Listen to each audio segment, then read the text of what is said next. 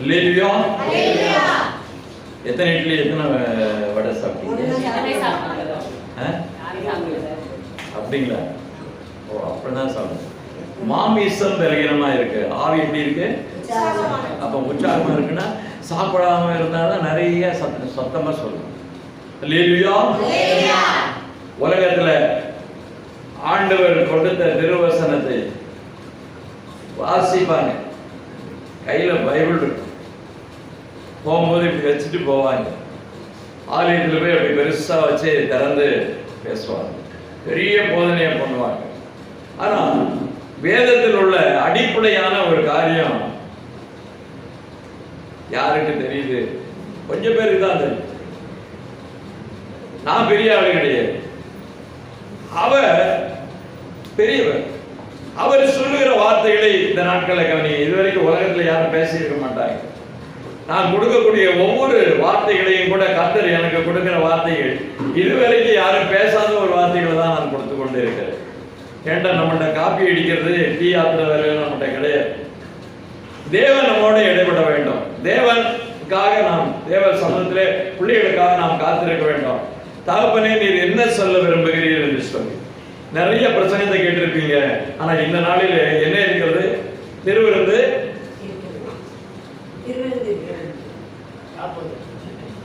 கர்த்தருடைய போஜனம் இருக்கிறது, கர்த்தருடைய பந்தி இருக்கிறது. ஆனா அதை பற்றி ஏதாவது நம்ம காரியங்களை நாம் தெரிந்து கொள்ள வேண்டும் என்கிற ஒரு வாஞ்சை எனக்கு இருக்கிறது. கர்த்தருடைய நாமத்துக்கு ஸ்தோத்திரம் உண்டாவதாக. உலகம் முழுவதும் ஆண்டவராய் இருக்கிற இயேசு கிறிஸ்து சொல்லிக் கொடுத்த தாம் கட்டளையிட்ட வார்த்தைகள் எல்லாம் கைக்கொள்ளும்படி அவர்களுக்கு உபதேசம் பண்ணுங்கள். இயேசுவானவர் பூமியிலே சீசர்களுக்கு கொடுத்த அந்த வார்த்தையை கடைபிடிக்கின்ற ஸ்தாபனமோ சபையோ ஒரு காங்கிரிகேஷனோ நீங்க இருக்கிறது என்றால் கிடையவே கிடையாது. ஏனால் 100 மடங்கு சொல்ல முடியும்.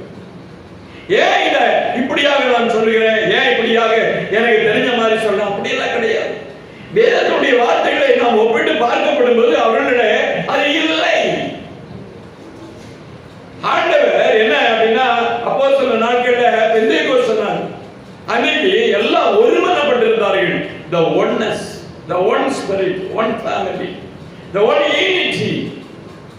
எல்லாரும் அங்க ஐக்கியப்பட்டிருக்கும் போது தேவனுடைய spirit of God that descended on them. ஆவியானவர் இறங்கி அந்த அபிஷேகத்தை கொடுக்கும் போது என்ன நடந்தது? அந்நிய பாஷைகளை பேசி தீர்க்க தரிசனம் உரைத்தார்கள் என்று நாம் பார்க்கிறோம்.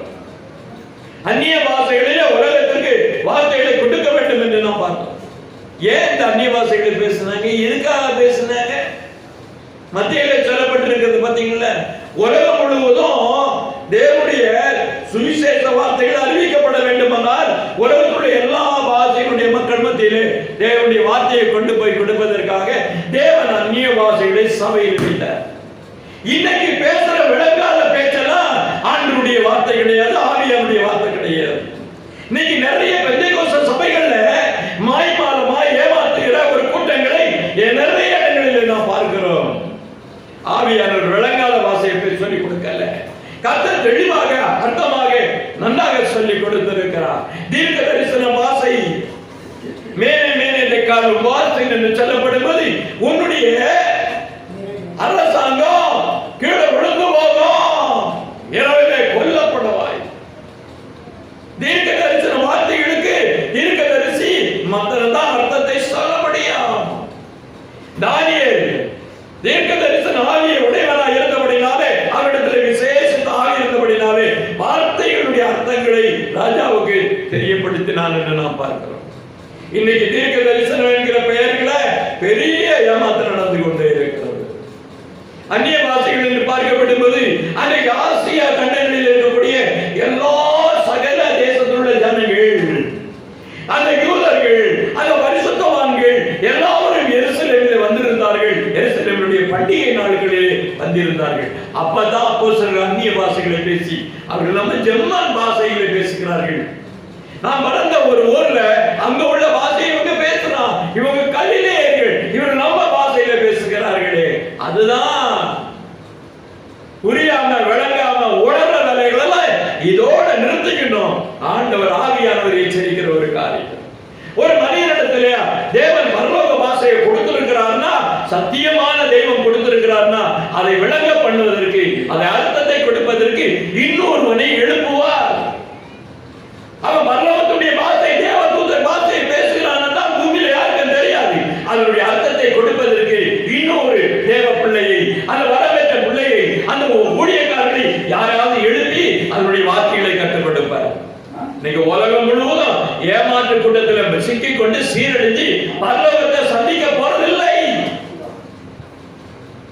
பரலோகத்தை அடைய விடாமல் தடுக்கின்ற அநேக கூட்டங்கள் பரலோகத்துடைய சாவியை வைத்துக் கொண்டு பூட்டி போட்டு நீங்களும் போகக்கூடாது, நாங்களும் போக மாட்டோம். நான் சொல்லல, ஆண்டவரே சொல்லி இருக்கிறாரு. இந்த பூமியில் அப்படிப்பட்ட கூட்டங்கள் நிறைய இருக்கிறது. ஏதோ ஒரு பாகத்தை தான் அந்த நாட்களில் உங்களுக்கு சொல்ல போகிறேன். திருவிருந்தினுடைய காரியம் மிக ஆசீர்வாதத்துக்குரிய ஒரு காரியம். முதலாவதாக அப்பமும் திராட்சை ரசமும் யாருக்கு கொடுத்தா? முதல்ல ஆபிரகாமுக்கு யார் கொடுத்தா?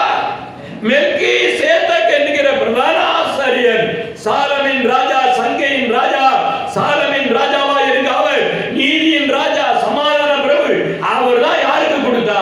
முதல்ல யாருக்கு கொடுத்தா? ஆபிரகாம் தான் முதல்ல திராட்சை ரசத்தையும் அப்பத்தையும் பெற்றவர். அல்லேலூயா. உலகத்தில் ஆண்டவர் திராட்சை ரசத்தை கொடுக்கும்போது ஒரு களிப்பு, ஒரு சந்தோஷம். அப்பம் என்கிறது, நீங்க இன்னைக்கு சோறு தண்ணி இல்லாம உட்கார்ந்துருவீங்களா? பட்டியா இருந்தா சோர்ந்து போவீங்க. அப்புறம் சாப்பிடாம 2-3 நாளாச்சும் இன்னும் சோர்ந்து போவீங்க. அப்புறம் சாப்பாடு வேண்டாம், அவ்வளவுதான். அப்ப என்ன அர்த்தம்? அப்பம் என்கிறது ஒரு ஜீவன், லைஃப் கொடுக்கிறது. ஒரு மனிதனுக்கு ஒரு போஜனம், ஒரு வளத்தை கொடுக்கிறது, அவனை நடமாட செய்கிறது. அப்படியாக திராட்சை ரசமும் அப்பத்தையும் குறித்த காரியத்தை வேதத்திலே நாம் நிறைய பார்க்க முடியும். அப்படியாக ஆண்டவராய் இயேசு கிறிஸ்து யாருக்கு ஒப்பிட்டு சொல்லப்பட்டிருக்கிறது என்று பார்க்கப்படுவது எபிரேயருடைய புத்தகத்திலே 7வது அத்தியாயம் 1 வாசிங்க. இந்த மெல்கிசேதேக் சாலமின் ராஜா, உன்னதமான தேவனுடைய ஆசாரியன். ஆபிரகாமுக்கு எதிர்கொண்டு போகும்போது அவனை ஆசீர்வதித்தான். ஒரு பிரதான ஆசாரியன், ஒரு உன்னதமான ஒரு ஆசாரியன், உலகத்தை ஆசீர்வதிக்கக்கூடிய அந்த ஆசாரியன் ஆண்டவராகிய இயேசு கிறிஸ்து. அல்லேலூயா. உங்களுடைய பிரதான ஆசாரியன் ஆண்டவராகிய இயேசு கிறிஸ்து. அவர் சபையை ஆசீர்வதித்திருக்கிறார், உங்களை ஆசீர்வதித்திருக்கிறார், என்னை ஆசீர்வதித்திருக்கிறார். தேவையான யாவரையும் ஆசீர்வதித்துக் கொண்டே இருக்கிற தேவன். அந்த தெய்வம் அவர் என்ன செய்யறாரா? ஆசாரியனுடைய பங்கு அப்பமும் திராட்சை ரசத்தை கொடுக்கிற வேலையை அன்றைக்கே தொடங்கி இருக்கிறாரு. ஆபிரகாமுடைய காலத்துல பின்னாட்கள் ஆண்டவராகிய இயேசு கிறிஸ்து அதை கொடுத்தார் என்று நாம் பார்க்கிறோம். அல்லேலூயா. இந்த உலகத்திலே நாம் பார்க்கப்படும்போது இதனுடைய ரகசியங்களை குறித்து உலகத்துக்கு நிறைய பேர் தெரியாது. வேதத்திலே சொல்லப்படுகிற சரியான வார்த்தைகளை, சரியான அர்த்தத்தை கொடுப்பதே இல்லை. வஞ்சக ஆவி, ஒரு பொல்லாத ஆவி, உலகத்தை ஏமாத்துகிற மாய்மாலமான ஆவி. நாம் படிச்சிருக்க, நிறைய கற்றிருக்கேன் என்று சொல்லி இந்த உலகத்துல உலக ஞானம், லௌகீக ஞானம், இந்த உலகத்தினுடைய அநேக கல்வியை நாம் பெற்றிருக்கிறேன் என்று சொல்லி பிரசங்கிக்கிற அவர்களை பார்த்து கர்த்தர் கேட்கிறார். தேவனுடைய ஆவிக்குரிய அர்த்தங்களை, ஞான அர்த்தங்களை புரிந்து கொள்ள வேண்டும் என்று கர்த்தர் சொல்லுகிறார். அது என்னவென்று நாம் பார்க்கப்படுவது, எதற்காக இந்த அப்பம், எதற்காக இந்த காரியம் என்கிற ஒரு காரியத்தை பார்க்கப்படுவது, தேவன் முதலாவதாக இஸ்ரவேல் ஜனங்களோடு முதலாவதாக ஒரு உடன்படிக்கையை ஏற்படுத்தி தந்தார் என்று நாம் வேதத்திலே வாசித்திருக்கிறோம். எபிரேயருடைய புத்தகத்திலே 9வது அத்தியாயம் 18வது வசனத்தை வாசியுங்கள். சத்தமா துரிதமா வாசி. அந்தபடி முதலாம் உடன்படிக்கை ரத்தம் இல்லாமல் பிரதிஷ்டை பண்ணப்படவில்லை. அப்ப உலகத்திலே முதல் உடன்படிக்கையை கர்த்தர் உறுதிப்படுத்தும்படியாக இயேசு இந்த பூமியிலே அவதரித்தார். தன் உடன்படிக்கை வார்த்தை நிறைவேற்றும்படியாக இந்த பூமியிலே வந்தார். தன் வார்த்தையில் உறுதியுள்ளவராக இருக்கிறார். தான் சொன்ன வார்த்தை நிறைவேற்ற வேண்டும். எதற்காக? பாவ நிவர்த்தி செய்வதற்காக. முதலாம் உடன்படிக்கையின் மூலமாக ரத்தம் சிந்தப்பட்டது, கொடுக்கப்பட்டது என்ற அடையாளத்தை பார்க்கப்படும் போது அதே ரத்தத்தை மூலமாக இந்த ஜனங்களுக்கு நிவர்த்தி செய்ய வேண்டும், இவர்களை பரிசுத்தப்படுத்த வேண்டும், இவர்களை ரட்சிக்க வேண்டும், இவர்களை மீட்க வேண்டும், மரணத்திலிருந்து விடுவிக்க வேண்டும் என்கிற அந்த உடன்படிக்கையின் வார்த்தையின்படியாக இயேசு பூமியிலே மாமிசத்திலே அவர் இருந்தார் என்று நாம் பார்க்கிறோம். அல்லேலூயா. எத்தனை பேருக்கு புரியுது? எத்தனை பேருக்கு புரியல? புரியாதவங்கள ஒரு அல்லேலூயா சொல்லுங்க. ஒரு தெளிவா தான் இருக்கீங்க. தூங்குறவங்கள ஒரு அல்லேலூயா சொல்லுங்க. நாங்க தூங்கவே மாட்டோம். ரொம்ப தெளிவா தான் இருக்கிறீங்க, ரொம்ப கவனமா இருக்கிறீங்க. இந்த காரியத்தில் பார்க்கப்படும் போது ஆண்டவருடைய சமூகத்தில் இருக்கக்கூடிய தேவனுடைய பிள்ளைகளே, பொய்யர்களும் பொய்க்கு பிதாவாக இருக்கக்கூடிய அந்த சாத்தானுடைய கூட்டங்கள் இந்த நாட்களிலே போய் கடையில போய் ஒரு பிரெட்டை வாங்கிட்டு வராங்க. ஆர்த்தோடாக்ஸ் சபைகளிலே உலகம் முழுவதும் நான் சொல்லுகிறேன், ரஷ்யால இருந்து, உக்ரைன்ல இருந்து, அமெரிக்கால இருந்து, இத்தாலி, ஜெர்மன் எல்லா தேசங்களிலும் இன்றைக்கு அநியாயம் செய்யப்பட்டு கொண்டிருக்கிறது. திருவிருந்து என்று சொல்லப்படும் போது என்ன செய்யறாங்க? மாவை போட்டு தண்ணியை ஊற்றி அதுக்கப்புறம் என்ன பண்றாங்க? ஈஸ்ட் புளிப்புக்காக அப்பத்தை உண்டாக்கக்கூடிய அதை போட்டு கர்த்தர் தொலைச்சிருவார். சபை ஊழியக்காரின் நரங்களையும் விசாரிக்கிற தேவனாய் இருக்கிறார். இது புளிப்பில்லாத அப்ப பண்டிகை என்று ஆண்டவர் சொல்லி இருக்கிறார். புளிப்பு என்கிறது பாவத்துக்குரிய ஒரு அடையாளம். பாவத்துக்குரிய அந்த அடையாளத்தோடு இன்னைக்கு பண்ண வாங்கி கொடுக்கிறானா, திணிக்கிறானா, நீ பாவத்துக்கு ஊழியம் செய்கிறாய், தேவனுக்கு ஊழியம் இல்லை, பரலோகத்துக்கு ஊழியம் இல்லை. அப்படிப்பட்ட ஊழியத்தை செய்கிற திருவிருந்தை கர்த்தர் ஏற்றுக்கொள்வாரா? முதலாவது சிந்திக்க வேண்டும். உலகம் முழுவதும் அநியாயங்க, உலகம் முழுவதும் கவர்தலாக வழிநடத்தலை நாம் பார்க்கிறோம். இது போக இன்னும் பெரிய அநியாயம் நடக்குது. கம்பெனியில போய் வாங்கிட்டு வராங்க. என்னங்க வாங்கிட்டு வராங்க? பிஸ்கட் மாதிரி. இந்த வேப்பர்ஸ் கத்தோலிக்க சபையில, புராட்டஸ்டன்ட் சபைகளை பாத்தீங்கன்னா ஒரு வெள்ளையா ஒண்ணு வாங்கி நாக்கில வச்சோம்னா கரைஞ்சு போகும். அப்படியே வேதத்துல சொல்லி கொடுத்தாரு, அப்படியா என் தேவன் கற்றுக் கொடுத்தாரு. வேதம் அப்படியா உரைத்துக் கொண்டிருக்கிறது. நீங்கள் கற்ற கல்வி எங்கிருந்து வந்தது? நூதன கல்வி. நீங்கள் திருடர்கள், நீங்கள் கொலைகாரர்கள், தேவனுடைய திருச்சபை அழித்துக் கொண்டிருக்கிற குற்றவாளிகள் என்று கர்த்தர் சொல்லுகிறார். ஒருத்தர் இந்த நாட்களிலே எவரையும் தப்ப விட மாட்டார் என்று கர்த்தர் சொல்லுகிறார். இதுவரைக்கும் நீங்க திருவிருந்த வாங்கி இருந்தீங்கன்னா இன்றைக்கு உணர்வுள்ளவர்களாய் மாறுங்கள். தேவ சமூகத்தை கொடுக்கின்ற இந்த ஆதாரத்தை நான் உங்கள் மத்தியிலே சாட்சியாக வைக்கிறேன். நாங்கள் யாருக்கும் பயப்படப்பட்ட தேவையே இல்லை. எங்கள் ஆண்டவர் எங்களை சொல்லிக் கொடுத்ததான் நாங்கள் சொல்லுவோம். எங்க ஆவியான கற்றுக் கொடுத்ததான் நாங்கள் சொல்லுவோம். ஆண்டவர் கொடுக்கிறார் மெய்யான போஜனம் என்று சொல்லி இருக்கிறார். அந்த மெய்யான போஜனம் என்றால் அதிலே உண்மைகள் இருக்கிறது, அதில் அர்த்தங்கள் இருக்கிறது. அதை ஆழமாக தெரிந்து கொண்டு புரிந்து கொண்டு அதை நாம் எடுக்கும் போது, பங்கெடுக்கும் போது அதிலே தேவனுடைய கிரியை, தேவனுடைய வல்லமை, தேவனுடைய ஜீவன், தேவனுடைய மகத்துவம் விளங்குவதற்காக அந்த ராபோஜனம் இருக்கிறது. எத்தனை பேருக்கு தெரியுமோ தெரியலோ, ஆனா வேத வசனம் சொல்லுகிறது, நித்திய மீட்பை உண்டு பண்ணுகிற திருவிருந்து ஆராதனை நாட்களிலே கள்ள உதவிகள் செய்து கொண்டிருக்கிற அக்கிரமத்தை கர்த்தர் மன்னிக்க மாட்டார். ஒருத்தன் யூடியூப்ல போடுறான், அப்பமெல்லாம் நீங்க தோசை மாதிரி எல்லாம் போடக்கூடாது, அப்பெல்லாம் இப்படி பண்ணணும். என்ன பண்ணணும்? தண்ணியை ஊற்றணும், உப்பை பண்ணணும், மாவை போட்டு கிண்டணும், டாட்டாவை போட்டு போட்டாதான் மெதுவா வரும். இதுக்கு மேல இன்னொரு கூத்தம் பண்ணுவோம், நல்ல டேஸ்டா இருக்குன்னு சர்க்கரையும் போடுவோம். இதுக்கு மேல என்ன பண்ணுவான் தெரியுங்களா? இனி என்னென்னவோ அட்டடியா அக்கிரமம் பண்ணுவான். அவன் இஷ்டத்துக்கு அவன் கண்டுபிடிப்பு. இன்னொரு கூத்த பாத்தீங்க அப்படின்னு கேட்டீங்கன்னா என்ன பண்ணுவாங்க? ஐயா கிசான் ஜாம் அத போட்டு பட்டர் போட்டு என்ன இது என்ன ஆண்டவருடைய திருவிருந்தின தமாசா இவங்களுக்கு. உங்களுடைய ஆத்மா கொள்ளை கொண்டு போகிற கூட்டங்கள் மத்தியிலே சிக்கிக் கொள்ளாதீர்கள் என்று கர்த்தர் சொல்கிறார். இதுவரைக்கும் நீங்க பண்ண கூத்துக்கள்லாம் ஆண்டவர் மன்னிச்சிருவாரு. கடந்த காலங்களில் அறியாத காலங்களை கர்த்தர் மன்னிக்கிற தேவனாய் இருக்கிறார். இந்த கர்த்தர் எல்லாருக்கும் அறைகூவல் கொடுத்துக் கொண்டிருக்கிறார். இந்த உலகத்தை பார்த்து கர்த்தர் கேட்கிறார். இந்த உலகத்துடைய ஆசாரியனை பார்த்து கர்த்தர் கேட்கிறார். எல்லா லேவியர்களையும் குறித்து ஆண்டவர் கேட்கிறார். அவர் சொல்லுவான், அன்னைக்கு அந்த தேசத்துல திராட்சரசம் கொடுத்தாங்க. அப்ப இருந்தது நம்ம ஊர்ல தோசை தானே இருந்த, தோசை விட்டா கொடுக்க முடியும். நம்ம ஊர்ல திராட்சரசம் கிடையாது, அதனால நாங்க டீ காபி பாவண்டா ஊத்தி தான் கொடுப்போம் அப்படின்னு நிறைய பேர் பண்ணிட்டு இருக்காங்க. ஊழியக்காரர்களுக்கு மனம் திரும்ப வேண்டும். கர்த்தர் சொல்லுகிறேன் இந்த காரியத்தை குறித்து நான் பார்ப்போம். புளிப்பு இல்லாத அப்பம் ஒரு காரியத்தை நீங்கள் புரிந்து கொள்ள வேண்டும். இஸ்ரவேல் அழைக்கப்படுவது வனாந்தரத்திலே வரும்போது அவர்கள் என்ன செய்யணும்னா அங்க மாவை பொசைந்து பிசைந்து வைத்திருக்கிற மாவை வச்சுக்கிட்டு ஓடிப்போ புறப்படு போங்க என்று கர்த்தர் சொன்னாரு. அப்ப என்ன பண்ணாங்க தெரியுமா? செங்கடல் திறக்கிற செங்கடல் திறக்கும் போது பிசைந்த மாவு கையில இருக்கிறது.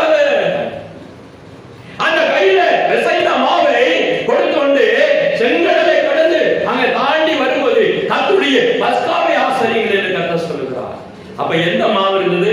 அவர்கள் அங்கே பிசைந்த மாவை இங்கே கொண்டு வந்து அந்த தண்ணிக்கு வழியாக அந்த தண்ணீரை கடந்து வந்து அந்த மாவை அப்பத்தை போட்டு என்ன பண்றாங்க? அது புளிப்பில்லாமல் இருந்தது என்று கர்த்தர் சொல்கிறார். ஹalleluya.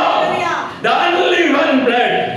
அந்த unleavened bread என்று சொல்லப்படுவது புளிப்பில்லாத அப்ப பண்டிகையை நீ கொழுந்து போய் ஈஸ்ட போட்டு கலக்கி புளிப்புள்ள மண்ணை வச்சு செஞ்சு சாப்பிடுறிய நியாயமா?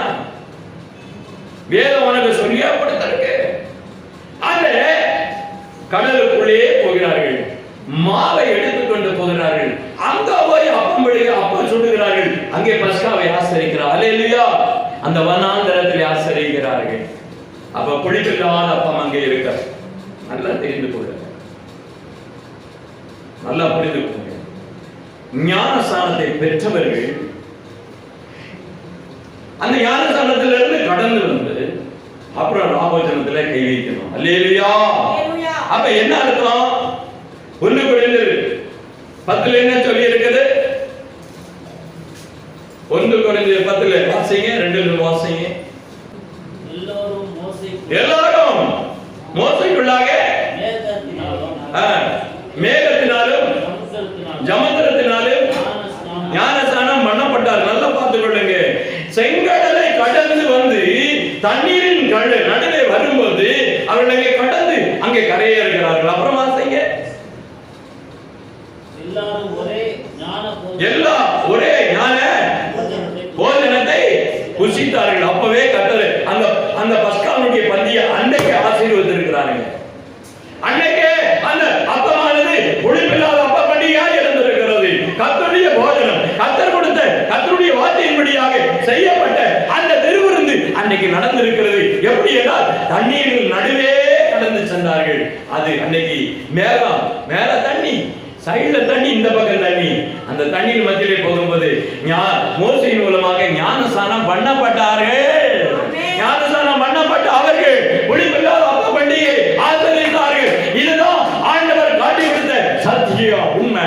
அதைத்தான் இயேசுவும் அதை காண்பிக்கிறார். இதை நீங்க புரிந்து கொள்ளுங்க.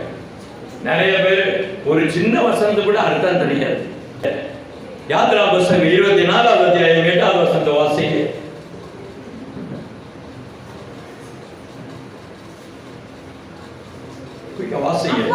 அப்பொழுது மோசே இரத்தத்தை எடுத்து தெளித்து இந்த வார்த்தை கர்த்தர் உங்களோட பண்ணின உடன்படிக்கையின் ரத்தம் இதுவே. அன்னைக்கு மோசே மூலமாக தேவன் உலகத்திற்கும் சபைக்கும் இஸ்ரவேல் ஜனங்களுக்கும் அந்த யெகோவா தேவன் கற்றுக் வார்த்தையின்படியாக இது உடன்படிக்கையின் ரத்தம் என்று சொல்லுகிறார். ஏங்க ரத்தத்தை தெளிச்சாங்க? ஏன் ரத்தத்தை கொடுத்தாங்க? என்ன காரணத்துக்கு ரத்தம்? எதற்காக ரத்தம் சிந்தப்பட்டது? எதற்காக ரத்தத்தை அடையாளப்படுத்தினார்? எதற்காக ரத்தத்தை ஆண்டவர் காண்பிக்க வேண்டும்? என்ன உடன்படிக்கை? இந்த உடன்படிக்கை எப்படி ஏற்பட்டது? எதனால் ஏற்பட்டது? ஏன் ஏற்படுத்தப்பட்டது? இதற்கு நீங்க பதில் சொல்ல வேண்டும். வேதம் சொல்லுகிறது. லேவியராகமம் 17வது அத்தியாயம் 11வது வசனம்.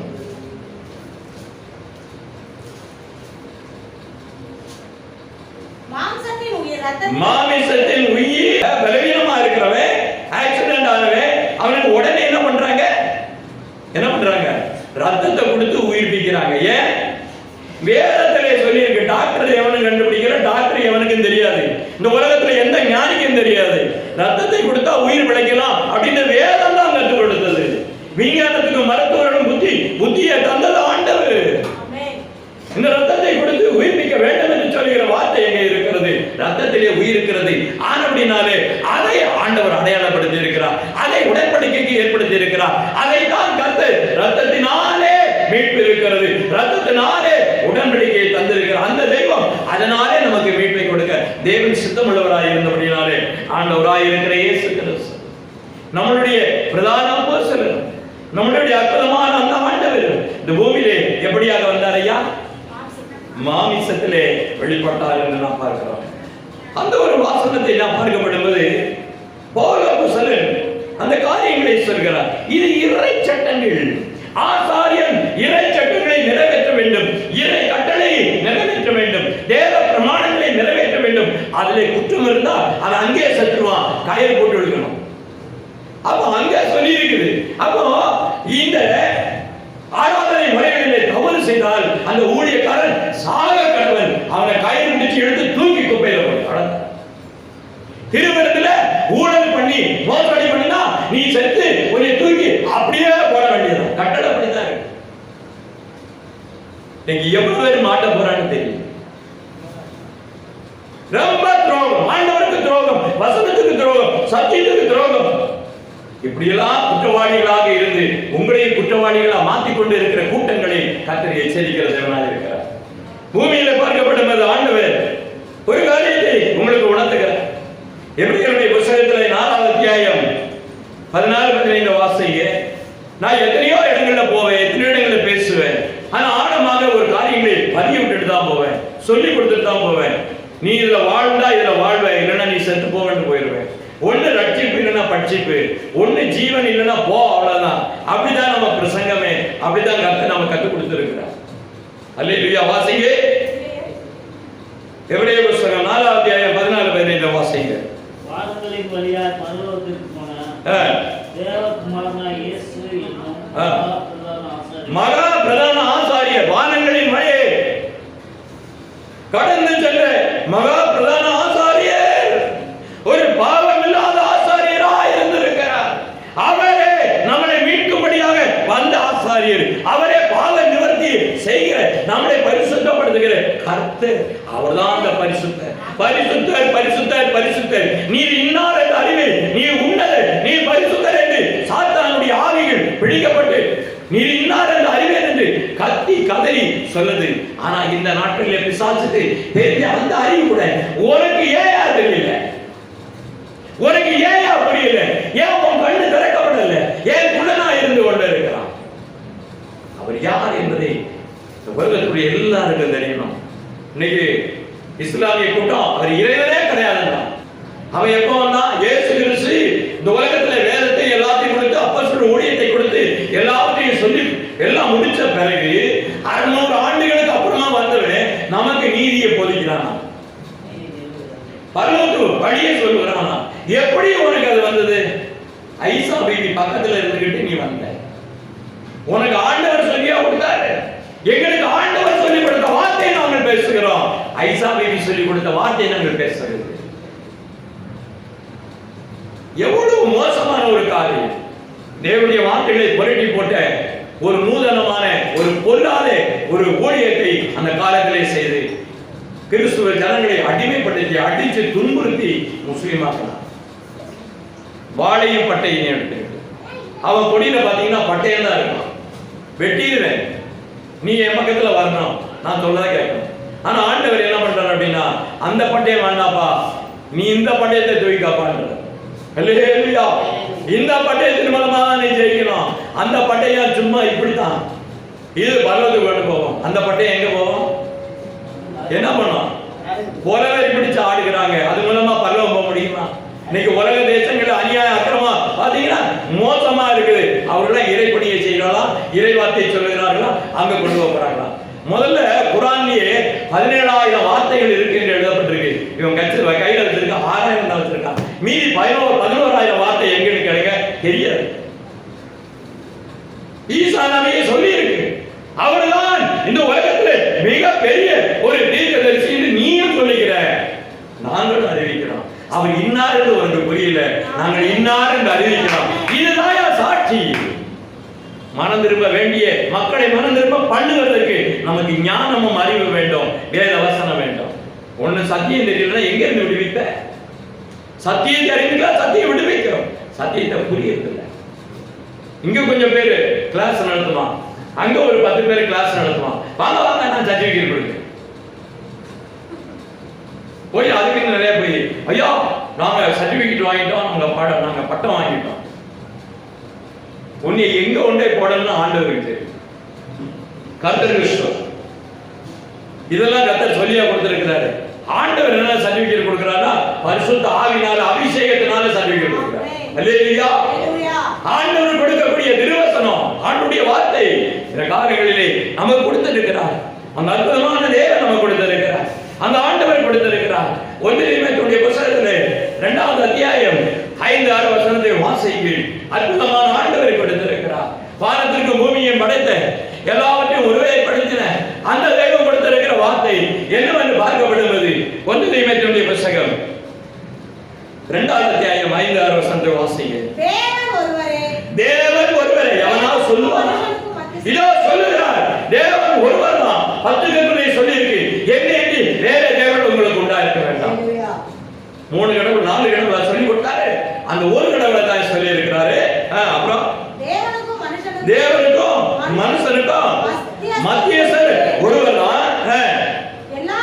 எல்லாவற்றையும் மீட்கும்படியாக தம்மை ஒப்பு கொடுத்த மனுஷனாகிய கிறிஸ்து இயேசு அவர் தான் அந்த ஒருவர்.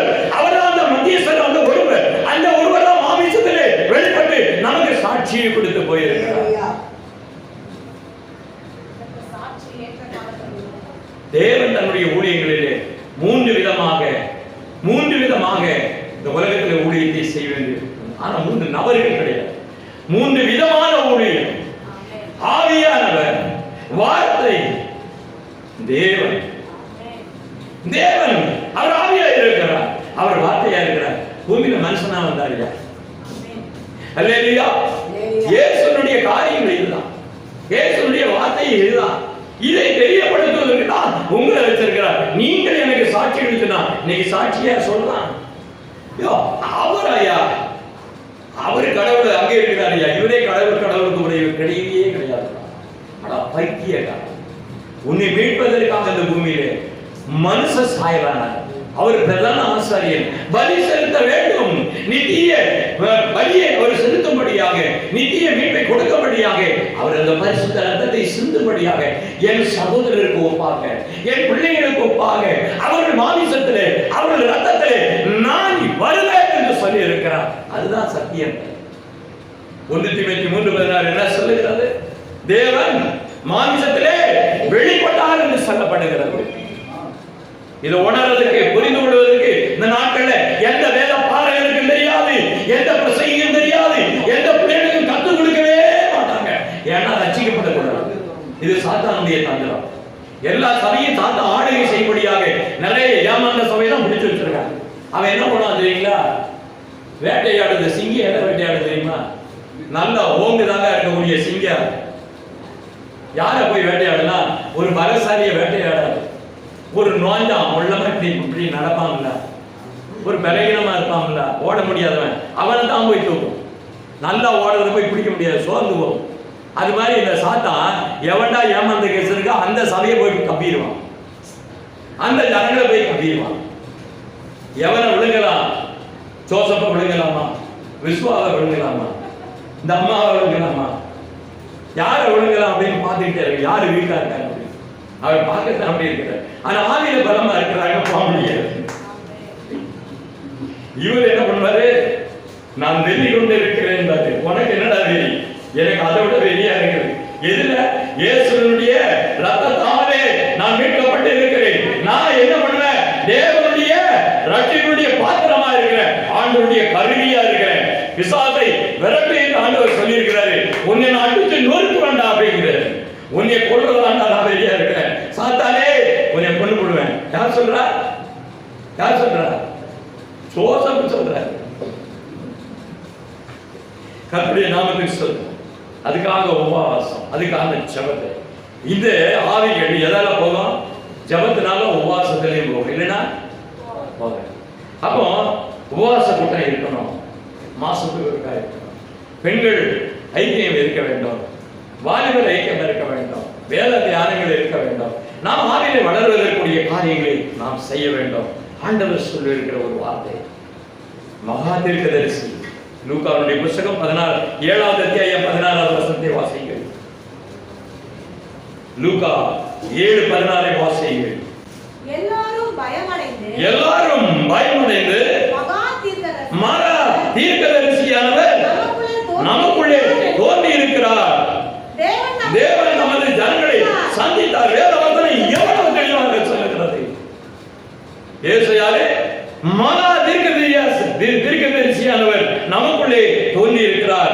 தேவன் நமது ஜனங்களை சந்தித்தார். எவ்வளவு அழக வார்த்தை இருக்கு. ஆண்டவர் மகா தீர்க்கதரிசி எது எப்படி சொன்னாங்க? மரித்தவர்களை உயிரோடு எழுப்பி கொண்டே வந்தாரு. இதை பார்த்தாங்க, ஐயோ தேவனையா, தேவன் தான் மனிதரை சந்தித்தார் என்று எங்க பார்த்தாலும் கூச்சல், எங்க பார்த்தாலும் சத்தம். ஆண்டவர் வந்திருக்கிறாரு, அவர் தான் குணமாக்குறாரு, மரித்தவரை எழுப்பினாரு, இவன் மகா தீர்க்கதரிசியா வந்திருக்கிறாரு. அன்னைக்கே ஜனம் ஒத்துக்கிடுச்சு. நீ ஒத்துக்கலன்னா என்ன, ஒத்துக்காம போறாங்க. உனக்கு தேவை ரட்சிக்கணும் வா, இல்லைன்னா போ. அல்லேலூயா. வசனம் தெளிவாக சொல்லுகிறது. இந்த நாட்களிலே தன் இச்சையின்படி நடக்கிற ஊழியக்காரர்கள், தன் இச்சையின்படி பிரசங்கிக்கிற ஊழியக்காரர்கள் இன்னைக்கு உலகம் முழுவதும் இங்க இருக்கிறாங்க. உலகம் முழுவதும் நிறைந்து கொண்டு இருக்கிறார்கள். அவங்க என்ன பண்ணுவாங்க அப்படின்னு கேட்டீங்கன்னா, வசனத்தின்படி இருக்கவே மாட்டாங்க, வசனத்துக்கு கீழ்ப்படியவே மாட்டாங்க. இந்த நாளில் பார்க்கப்பட்டுள்ளது கர்த்தர் சொல்கிறார், நானே நல்ல மேய்ப்பன் என்று யோவானுடைய புத்தகத்துல 10:12 சொல்லுகிறதை பார்க்கிறோம். ஆடுகளுக்காக தன் ஜீவனை கொடுக்கிற அந்த மேய்ப்பன், ஆடுகளுக்காக ஜீவனை கொடுக்கிற அந்த மேய்ப்பன் ஜீவனை கொடுக்கணுமா வேண்டாமா? அதுக்காக தாங்க ஜீவனை தந்தார். அல்லேலூயா. ஐயா, ஆடுகளுக்காக ஜீவனை கொடுக்கிற நல்ல மேய்ப்பன் ஜீவனை கொடுத்தாரா இல்லையா? கொடுத்து தான் நல்ல மேய்ப்பன் என்பதை மெய்ப்பித்தாரு. இன்னைக்கு எத்தனை ஊழியக்காரங்க தான் நல்ல மேய்ப்பன் ப்ரூவ் பண்ண முடியும்?